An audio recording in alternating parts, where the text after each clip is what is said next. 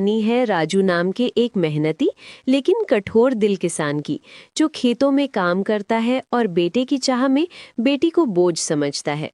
उसकी पत्नी रजनी एक कोमल हृदय वाली माँ है, जो अपनी बेटी को भगवान का अनमोल उपहार मानती है।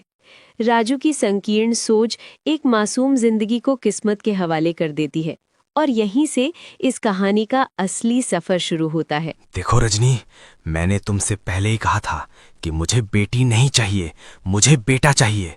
फिर तुमने उस मनहूस लड़की को क्यों जन्म दिया? आप ऐसा क्यों कह रहे हैं जी? ये तो भगवान का दिया हुआ अनमोल उपहार है। बेटी हो या बेटा, इसमें क्या फर्क पड़ता है? मैंने क्या कहा था? क्या तुझे समझ में नहीं आता? मुझे सिर्फ बेटा चाहिए, सिर्फ बेटा।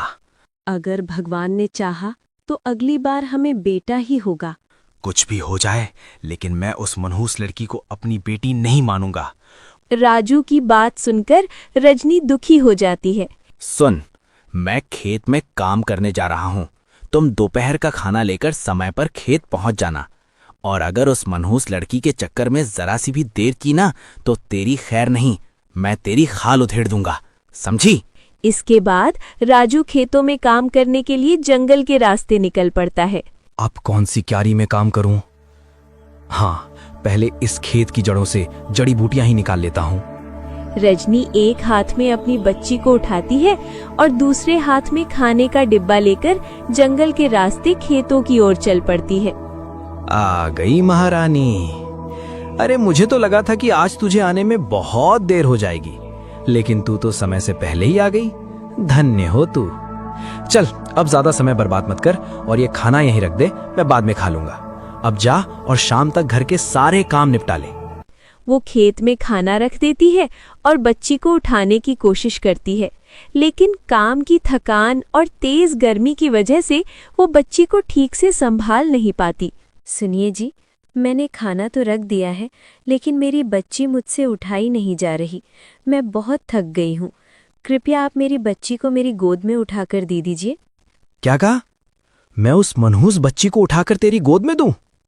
अरे, ये सोच भी तूने कैसे लिया? मैं इस जन्म में तो क्या, अगले जन्म में भी उस बच्ची को हाथ नहीं लगाने वाला। और अब सुन, मैं घर जा रहा हूं। तू जल्दी से घर पहुंच और सारा काम निपटा। चाहे उस बच्ची को साथ ले जाए या ना ले जाए, लेकिन अगर घर का काम पूरा नहीं हुआ ना, तो तेरी खैर नहीं है। इतना कहकर राजू वहां से अपने काम में लग जाता है। हे भगवान, अब मैं क्या करूं? अगर मैं घर का काम नहीं करूंगी तो वे मुझे बहुत मारेंगे। मैं दोनों को एक साथ नहीं ले जा सकती। एक काम करती हूँ, पहले घर चली जाती हूँ, फिर वापस आकर बच्ची को ले जाऊंगी। ऐसा कहकर रजनी वहां से घर चली जाती है और बच्ची को वहीं जंगल के किनारे एक पेड़ के नीचे छोड़ जाती है, जिससे वो मासूम बच्ची वहीं बैठी बैठी रोती रहती है। थोड़ी देर बाद वहां से कुछ भैंसें गुजर रही होती हैं। तभी उन्हें बच्ची के रोने की आवाज सुनाई देती है। अरे बहन, क्या तुम्हें कुछ सुनाई दे रहा है? हाँ बहन, मुझे भी किसी के रोने की आवाज सुनाई दे रही है। न जाने कौन है। चलो चलकर देखते हैं कि इस वीरान जंगल में आखिर कौन रो रहा है। सभी भैंसें उस मासूम बच्ची के पास जाती हैं। अरे अरे, ये क्या है? इतनी छोटी बच्ची? आखिर इतनी नन्ही बच्ची को यहाँ कौन छोड़ गया? हे भगवान, इस दुनिया में कितने बेरहम लोग हैं। इस सुनसान और वीरान जंगल में इस नन्ही सी बच्ची को छोड़ गए। देखो कैसी रो रही है। लगता है ये बच्ची भूखी है। रुको, मैं इसे अपना दूध पिला देती हूँ। हाँ, ऐसा ही करते हैं। भैंस का दूध पीकर बच्ची रोना बंद कर देती है और खुशी खुशी खेलने लगती है। अब ठीक है, लगता है भूख की वजह से ही रो रही थी। अरे निन्नी बहन, अब तुम इसी बच्ची को देखती रहोगी या घर भी चलोगी? बहुत देर हो रही है। नहीं नहीं, मैं इसे अकेला नहीं छोड़ूंगी। तो इसका क्या करें? बहन, इस बच्ची को यहाँ अकेला छोड़कर हम कैसे चले जाएं? अगर हमने इसे यहाँ अकेला छोड़ दिया तो कोई जंगली जानवर इसे मारकर खा जाएगा। तो फिर क्या करें बहन? नहीं नहीं, मैं इसे किसी हाल में अकेला नहीं छोड़ने वाली। तो इसका क्या करें? एक काम करते हैं, इस बच्ची को अपने साथ ले चलते हैं। इतना कहकर भैंस उस मासूम बच्ची को अपनी पीठ कर उठाकर बिठा लेती है और सारी भैंसें वहां से अपने घर की ओर निकल जाती हैं। कुछ ही देर में उस बच्ची की माँ भागती हुई वहां पहुंचती है। अरे, मेरी बच्ची कहाँ गई? मैं तो उसे यहीं छोड़कर गई थी। हाय, मेरी बच्ची कहाँ गई? कहीं कोई जंगली जानवर मेरी बच्ची को तो नहीं ले गया? ये सब मेरी ही गलती है। मैं अपनी बच्ची को जंगल में अकेला छोड़ आई। हे प्रभु, मेरी बच्ची की रक्षा करना। बच्ची के न मिलने पर रजनी बहुत दुखी हो जाती है और फूट फूट कर रोने लगती है।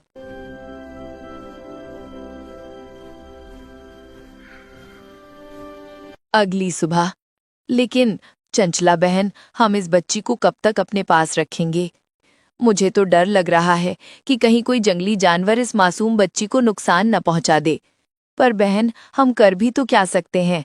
इस बच्ची को हम अकेला भी तो नहीं छोड़ सकते।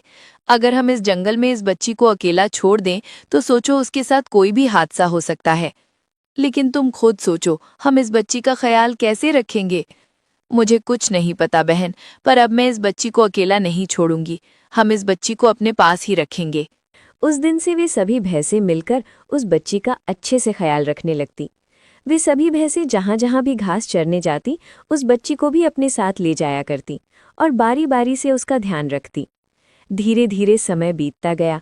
वो बच्ची उन भैंसों को ही अपनी माँ समझने लगी, उन्हीं का दूध पीती और उन्हीं के साथ खेलती थी।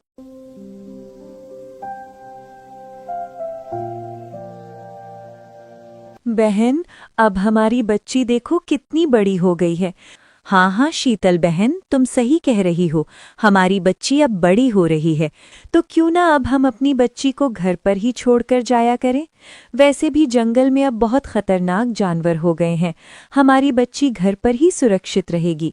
तुम बिल्कुल सही कह रही हो बहन। बेटी, अब तुम इसी गुफा में ही रहा करो। हम तुम्हारे लिए जंगल से मीठे मीठे और स्वादिष्ट फल लाया करेंगे। तुम इस गुफा में बिल्कुल सुरक्षित हो। जैसा आप ठीक समझे, मैं गुफा में ही रहूंगी। बेटी, जब हम सब भैंसें घास चरने जंगल की ओर चली जाएं, तो तुम अंदर से कुंडी लगा लेना और जब तक हम यहाँ वापस ना आ जाएं, इस गुफा से बाहर बिल्कुल मत निकलना, ठीक है? ठीक है माँ, जब तक आप सब वापस नहीं आ जाती, मैं इस गुफा से बिल्कुल भी बाहर नहीं निकलूंगी। अच्छा, अब हम सब चलते हैं। तुम अपना ध्यान रखना और हाँ, कुंडी अंदर से ठीक से लगा लेना। अगर कोई अनजान तुम्हारे पास आए तो उसे बिल्कुल पास मत आने देना, ठीक है मेरी प्यारी बच्ची? हाँ माँ, बिल्कुल। आप चिंता मत कीजिए और बेफिक्र होकर जाइए। आप सब भी अपना ध्यान रखिएगा। सारी भैंसें वहां से चली जाती हैं। अरे वाह, कितना सुंदर है ये जंगल। मन तो करता है कि सारा दिन यहीं बैठी रहूं और इन सब पक्षियों और तितलियों को निहारती रहूं। एक काम करती हूँ, थोड़ी देर यहीं बैठती हूँ, फिर अंदर चली जाऊंगी। इतना सोचकर वो बच्ची वहीं बैठ जाती है। तभी एक राक्षस शिकार की तलाश में घूमता हुआ वहां आ जाता है। आज तो सारा जंगल घूम लिया, लेकिन मुझे अभी तक कोई शिकार नहीं मिला। अब क्या करूं? भूख से तो मेरी जान निकली जा रही है। एक काम करता हूं, थोड़ा आगे जाकर और देखता हूं, शायद आगे कोई शिकार मिल जाए। जैसे ही राक्षस आगे बढ़ता है, उसे वही बच्ची बैठी हुई दिखाई देती है। अरे, ये कौन है? एक काम करता हूं, जरा पास जाकर देखता हूं। राक्षस पेड़ के पास जाकर छिप छिप कर उस बच्ची को देखने लगता है। अरे, ये तो एक इंसानी बच्ची है, लेकिन ये इस जंगल में कैसे आई? खैर, मुझे इससे क्या मतलब कि ये बच्ची कहाँ से आई है, कैसे आई है और क्यों आई है। मुझे तो बहुत जोर की भूख लगी है। मुझे तो बस इसे खाने से मतलब है। इस बच्ची का कोमल कोमल मांस खाकर तो मेरी भूख पूरी तरह मिट जाएगी। वाह वाह, क्या स्वादिष्ट भोजन है। इसे खाकर तो मुझे बड़ा मजा आएगा। जैसे ही राक्षस की नजर उस बच्ची पर पड़ती है, वहां बैठे हुए सारे पक्षी जोर जोर से चहचहाने और चीखने लगते हैं और राक्षस को परेशान करने लगते हैं। ये पूरा दृश्य छोटी बच्ची देख लेती है। डर के मारे वो तुरंत झट से अपने घर में घुस जाती है। अरे तुम लोग मुझे परेशान मत करो, वरना मैं सबको खा जाऊंगा। भागो भागो यहाँ से। तभी राक्षस गुस्से में आ जाता है और गुफा के दरवाजे पर जाकर जोर जोर से खटखटाने लगता है। अरे अरे मेरी प्यारी बच्ची, तुम अंदर क्यों चली गई? आओ आओ बाहर आओ, देखो मैं तुम्हारे लिए कितनी अच्छी अच्छी मिठाइयाँ लाया हूँ, मीठे मीठे और स्वादिष्ट फल लाया हूँ। अरे आ भी जाओ, मैं तुम्हें कोई नुकसान नहीं पहुँचाऊंगा। अरे चिंता मत करो। अरे फूल सी सुंदर सीधी साधी प्यारी बच्ची, अब आ भी जाओ ना। नहीं नहीं बेटी, तुम इसकी बातों में मत आना। ये राक्षस है, अगर तुमने दरवाजा खोल दिया तो ये राक्षस तुम्हें खा जाएगा। दरवाजा मत खोलना बेटी। दुष्ट कौवे, तेरी इतनी हिम्मत कि तुम मुझसे पंगा ले। पहले खुद को तो देख ले, फिर मुझसे बात करना। अब तुझे मुझसे कोई नहीं बचा सकता। रुक, अभी तेरी खैर नहीं। तभी राक्षस एक कौवे के पीछे दौड़ पड़ता है। कौवा भी अपनी जान बचाने के लिए उड़ता हुआ भागने लगता है और एक नदी के किनारे पहुंचकर उड़ने लगता है। तभी राक्षस एक बड़ा पत्थर उठाकर कौवे पर फेंकता है। पत्थर लगते ही कौवा घायल हो जाता है और गिरता हुआ नदी में जा गिरता है। अभी आएगी, बहुत मजा आएगा। बहुत बड़ा इस बच्ची का हितैषी बन रहा था, जो मुझसे टकराएगा चूर चूर हो जाएगा। मेरे शिकार को मुझसे दूर करने चला था। बड़े दिनों बाद मुझे इंसानी गोश्त मिला है और मैं इसे ऐसे कैसे जाने दूं? चलो अब जल्दी से उस बच्ची के पास जाता हूँ। राक्षस वहां से जाने ही वाला होता है, लेकिन तभी उसे कुछ याद आता है और वो वहीं रुक जाता है। लेकिन शाम तो होने ही वाली है और वो गुफा तो उन भैंसों की है। उन भैंसों के आने का समय भी हो चला है। अगर उन्होंने मुझे वहां देख लिया तो वे सब मिलकर मेरा बुरा हाल कर देंगी। शाम होते ही सारी भैंसें अपने घर लौट आती हैं। अरे बहन, वो देखो, ये उसी राक्षस के पैरों के निशान हैं जिसे हम कुछ दिन पहले यहाँ से मार भगा कर गई थीं। लगता है आज फिर वही राक्षस यहाँ आया था। ये तुम क्या कह रही हो बहन? कहीं हमारी बेटी? अरे अरे, रो मत चंचला बहन। बहन, कहीं उस राक्षस ने हमारी बेटी को कोई नुकसान तो नहीं पहुंचाया होगा? हाय मेरी बच्ची, मेरी बच्ची! हे प्रभु, मेरी बच्ची को सुरक्षित रखना। चलो चलकर देखते हैं। सभी भैंसें भागती हुई अपनी गुफा की ओर जाती हैं। मेरी बच्ची, क्या तुम अंदर हो? दरवाजा खोलो बेटी। देखो, मैं तुम्हारे लिए जंगल से स्वादिष्ट स्वादिष्ट फल लेकर आई हूँ। अपनी माँ की आवाज सुनकर बच्ची बहुत खुश हो जाती है और दरवाजा खोल देती है। माँ, माँ, आप आ गई माँ। रो मत बेटी, मैं जानती हूँ वो राक्षस यहाँ आया था, पर तू डर मत, मैं हूँ ना। माँ, वो राक्षस बहुत ही खतरनाक था। वो बार बार मुझे दरवाजा खोलने के लिए कह रहा था, लेकिन मैंने दरवाजा नहीं खोला माँ। तूने बहुत अच्छा किया बेटी, डरने की कोई बात नहीं है। अब तुम्हें डरने की बिल्कुल जरूरत नहीं है, मैं आ गई हूँ ना। रोना बंद करो। उस दुष्ट की इतनी हिम्मत कि मेरी फूल सी बच्ची को डराए। अब उसे नहीं छोड़ूंगी। पिछली बार तो उसे जिंदा छोड़ दिया था, लेकिन अब नहीं, उसने मेरी बच्ची को डराया है। अब क्या करें बहन? अगर वो राक्षस आज आया है तो कल भी जरूर आएगा। अब तो उसने हमारी बेटी को देख लिया है। तुम ठीक कह रही हो शीतल, हमें कुछ करना होगा, वरना वो राक्षस हमारी बेटी को नुकसान पहुंचा सकता है। एक काम करते हैं, सुबह सोचेंगे कि क्या करना है। अभी हमारी बेटी बहुत डरी हुई है, हमें उसके पास ही रहना चाहिए। हाँ ठीक है बहन, मैंने सोच लिया है कि अब क्या करना है। क्या बहन? एक काम करते हैं, सुबह सोचेंगे कि क्या करना है। अभी हमारी बेटी बहुत डरी हुई है, हमें उसके पास ही रहना चाहिए। हाँ ठीक है। सारी भैंसें उस बच्ची को बहुत प्यार करती हैं। देखो, मैं तुम्हारे लिए जंगल से स्वादिष्ट स्वादिष्ट फल लेकर आई हूँ। सारी भैंसें उस बच्ची को बहुत प्यार करती हैं, जिससे वो जल्दी ही आराम से सो जाती है और थोड़ी ही देर में सारी भैंसें भी सो जाती हैं। अगली सुबह। बहन, मैंने सोच लिया है कि अब क्या करना है। क्या बहन? आज हम सब इसी गुफा के अंदर रहेंगे और कहीं भी बाहर नहीं जाएंगे। आने दो उस राक्षस को। अगली सुबह। तभी वो राक्षस सुबह सुबह उसी गुफा में उस बच्ची को खाने के इरादे से आ जाता है। अरे मेरी प्यारी बेटी, अरे दरवाजा तो खोलो, देखो मैं तुम्हारे लिए क्या लाया हूं। बेटी, लाडो रानी, दरवाजा खोलो, डरो मत, मैं तुम्हें कुछ नहीं करूंगा। लेकिन अंदर से कोई आवाज नहीं आती। इससे राक्षस को बहुत तेज गुस्सा आ जाता है। राक्षस एक बड़ा पत्थर उठाता है और दरवाजे पर जोर से फेंक कर मारता है। दरवाजा खुल जाता है और वो गुफा के अंदर चला जाता है। कहाँ गई वो बच्ची, दिखाई क्यों नहीं दे रही है? ओ मेरी प्यारी सी नन्ही सी बच्ची, अगर तुम बाहर नहीं आई तो मैं अंदर आ जाऊंगा। अब छुपन छुपाई का खेल बंद करो और मेरे सामने आओ। कहाँ हो प्यारी बच्ची? मुझे ज्यादा मत सताओ, अगर मुझे गुस्सा आ गया तो बहुत बुरा होगा। अब बाहर आ भी जाओ। और अगर हमें गुस्सा आ गया तो तेरा क्या होगा? क्या तूने कभी सोचा है दुष्ट? अरे, क्या तुम सब आज घास चरने नहीं गई? तूने क्या समझ रखा था कि हमारी बेटी को यहाँ अकेला पाकर उसके पास आ जाएगा और हम सब चुपचाप देखते रहेंगे? मुझे पता था तू जरूर आएगा, इसलिए हम सब इसी गुफा के अंदर छुप कर बैठे थे। अब जरा सोच तेरा क्या होगा। नहीं नहीं, मुझे माफ कर दो, मैं गलती से यहाँ आ गया था। अब मैं दोबारा यहाँ कभी नहीं आऊंगा। अच्छा, बड़ा आया गलती से आ गया। अब मैं तुझे दूसरी गलती करने का मौका ही नहीं दूंगी। बहनों, इसके हाथ पांव तोड़ दो, ऐसी हालत कर दो इसकी कि दोबारा हमारी बच्ची के आसपास भी ना भटके। हाँ हाँ, आज इसे मजा चखाते हैं। तभी अंदर छुपी हुई सभी भैंसें उस राक्षस पर टूट पड़ती हैं और उसकी अच्छी तरह मरम्मत कर देती हैं। अरे मुझे छोड़ दो, मुझे मत मारो, मुझे छोड़ दो।